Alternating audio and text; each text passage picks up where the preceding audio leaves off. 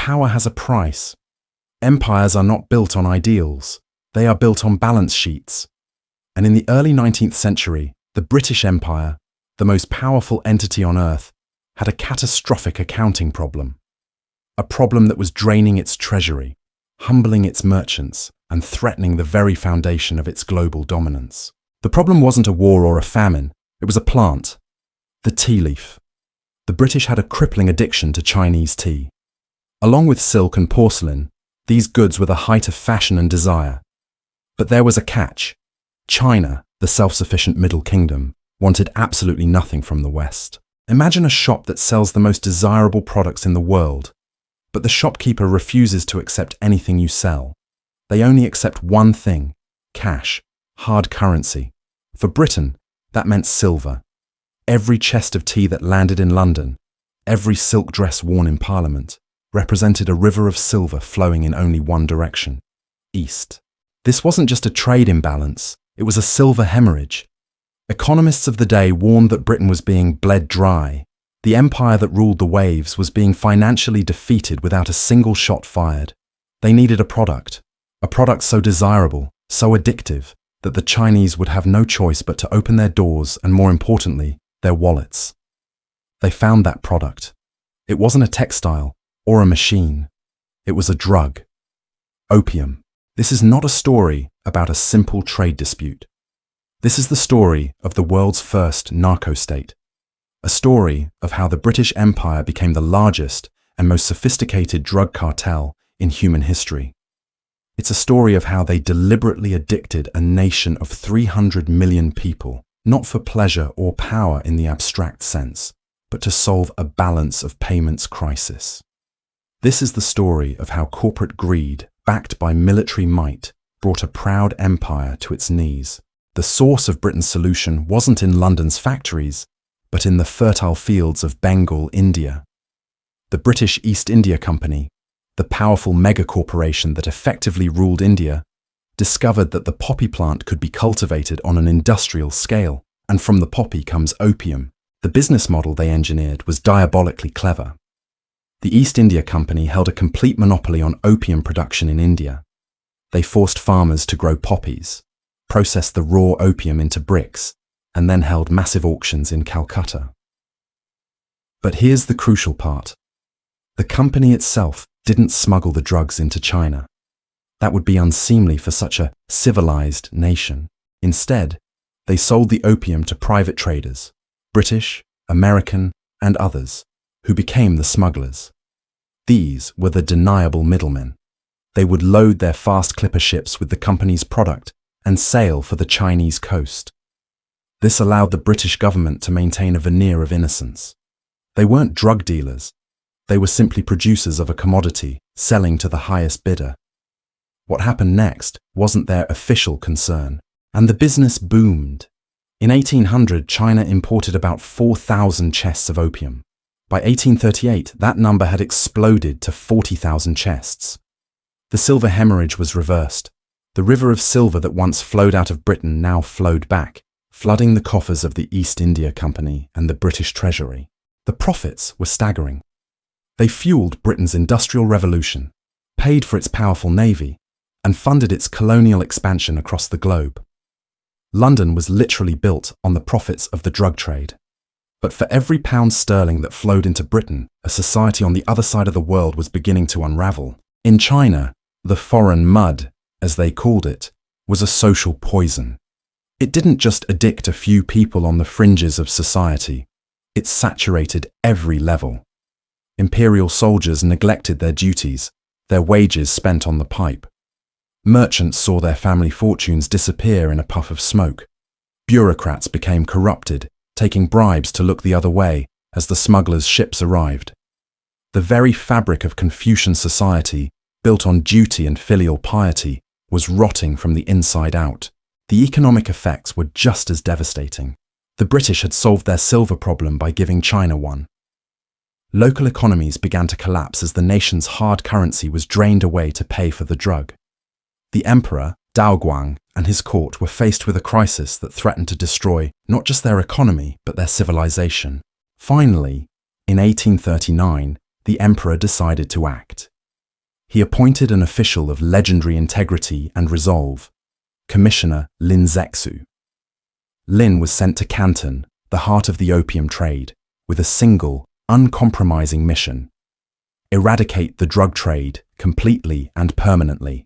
Lin was not a man for half measures. He blockaded the foreign merchants in their warehouses, cutting off their food and water. He demanded they surrender every last chest of opium in their possession. The British Superintendent of Trade, Charles Elliot, was trapped.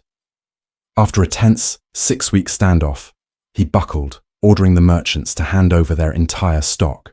What happened next was one of the most dramatic moments in this entire saga. Commissioner Lin didn't sell the confiscated opium. He didn't keep it.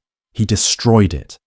Over 20,000 chests of opium, worth nearly £2 million at the time, a fortune equivalent to well over $1 billion today, were publicly obliterated over 23 days.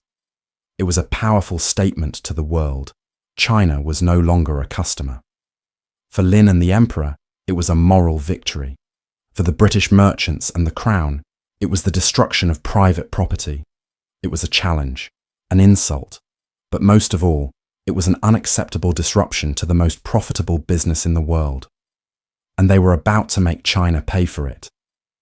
When word of Lin's actions reached London, the debate in Parliament was fierce. Some argued it was a dishonourable cause, a war for the right to sell drugs, but they were drowned out by the voices of commerce and national pride. The merchants who lost their opium demanded compensation. The hawks in government saw a perfect excuse to open up China by force. The result was the First Opium War. But to call it a war is almost misleading. It was a punitive expedition, a corporate raiding party with the full backing of the world's most advanced military. China's military, once a formidable force, had stagnated. Their wooden junks and outdated cannons were no match for Britain's new industrial-era weapon, the iron-hulled, steam-powered gunship. The British fleet bypassed the defences at Canton and struck up the coast, blockading key ports and seizing cities. They sailed up the Yangtze River, the main artery of the Chinese economy, threatening the ancient capital of Nanking. The technological gap was a chasm. The Qing Dynasty, for all its pride and history, was helpless. Facing total economic strangulation, China surrendered. In 1842, they signed the Treaty of Nanking. This wasn't a peace treaty. It was a list of demands. It became the first of what China would call the Unequal Treaties, and its terms were devastating. First, China was forced to cede the island of Hong Kong to Britain, giving them a permanent base of operations right on China's doorstep. Second, they had to open 5 major port cities to British traders, ending the restrictive Canton system forever. Third, they had to pay Britain $21 million silver in reparations to cover the cost of the destroyed opium and the cost of the war itself.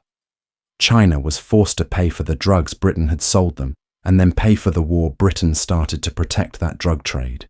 And the most humiliating part, the treaty didn't even mention opium. By leaving it unmentioned, Britain ensured the trade could continue, now protected by the threat of military intervention. They had used gunships to turn a sovereign nation into a secured market. The Treaty of Nanking was just the beginning. It was a fatal crack in the edifice of Chinese sovereignty. Other Western powers, seeing Britain's success, swooped in to demand their own concessions. A second Opium War would follow, resulting in even more humiliation, including the burning of the emperor's summer palace. For China, this era became known as the Century of Humiliation, a period of foreign domination, internal rebellion, and national collapse. The trauma of this period, of a proud civilization brought low by a foreign power enforcing a drug trade, is seared into the national consciousness of China to this day. It explains much about its guarded and often confrontational relationship with the West. For Britain, the profits continued to roll in. The wealth extracted from China funded the grandeur of the Victorian era. The bank we know today as HSBC, the Hong Kong and Shanghai Banking Corporation, was founded in 1865 specifically to finance the booming opium trade. The Opium War is more than just a grim chapter of history. It's a foundational story of the modern global economy. It's a lesson in how financial imperatives can override morality. It shows how trade deficits can lead to war and how technology can be used to enforce brutally one-sided economic relationships. The very concepts of free trade and opening markets take on a darker meaning when viewed through this lens. History's balance sheet is never truly settled. The events of the 19th century cast a long shadow over the 21st. The story of the opium trade is a chilling reminder that the foundations of our modern financial world were not always built on fair exchange, but sometimes on the back of a corporate-sponsored addiction, enforced by the cannon of an empire. And that is a debt that never truly gets repaid.